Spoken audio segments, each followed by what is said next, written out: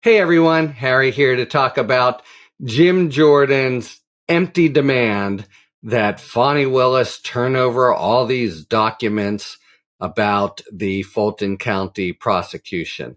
All right, so Jim Jordan, the chair of the newly created with this Congress Weaponization of Law Enforcement Subcommittee, has an idea that there's something nefarious afoot in Fulton County, other than, of course, an indictment of the former president. And in particular, that horror of horrors, possibly Fani Willis has had some communication with Jack Smith or his office, and Jordan wants to know it.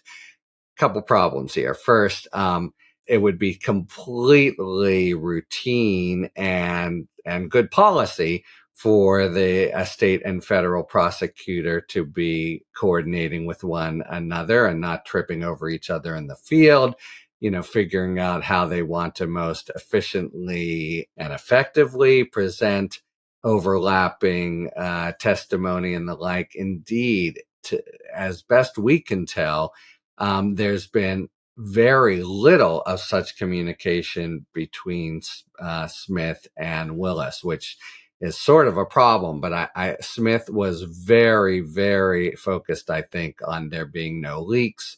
And he played it very, very close to the vest. Maybe now that the indictments are out, that will change. So that's the first problem with it. The second problem is, what the hell does a congressional committee have to do as far as oversight of a state DA's office?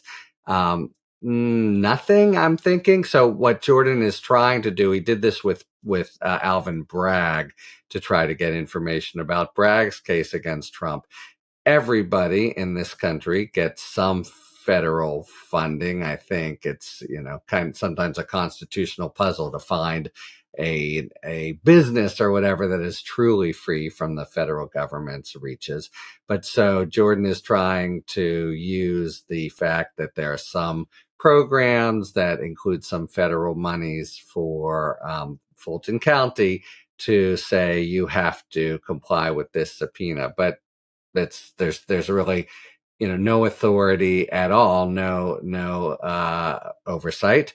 And unlike Bragg, actually tried to be a little bit compliant and gave some information about funding, but nothing about the pending case, which is the third problem here. Even if there was some oversight authority, as there is, say, with federal law enforcement, the DOJ, it's a sacrosanct principle about which Jim Jordan cares nothing, less than nothing, that you can't give information about, pending cases and investigations and the like. So he's got to know that this is bogus. Now, of course, bogus doesn't mean in today's Congress that it's a total dead end. There's a chance that Jordan, when Fani Willis tells him, forget about it, that you have no business here, as she will, he could try to hold her in contempt. It's all like everything else in Congress. All it takes is a majority vote.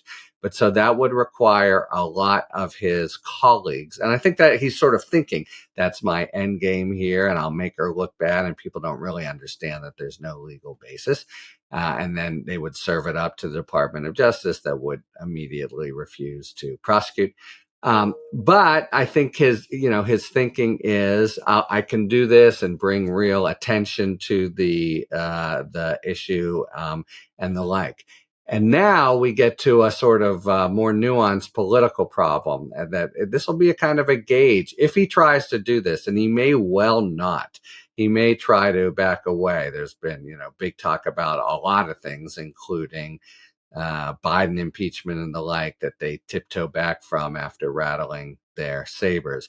But he would force his Republican colleagues, and he would need them all, or McCarthy would need them all if he supports this, Kevin McCarthy, Speaker of the House, to basically vote for Trump and against law enforcement. And, we'll see. But my sense is the tide is turning somewhat, at least to the extent that, I don't think all the entire Republican caucus will jump for joy to be aligned again in another way with Donald Trump against law enforcement. And if that's right, his calculation, the whole thing is really an empty boast, and we'll find that he won't even try to do anything after Fani Willis refuses to comply, as she should, as she almost must.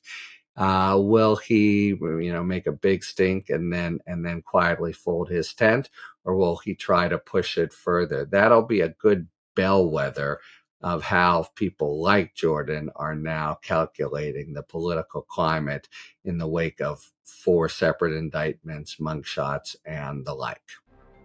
Talk to you later. Thanks for tuning in. If you enjoyed this video and other Talking Feds content, please take a second to like and subscribe. Talk to you later.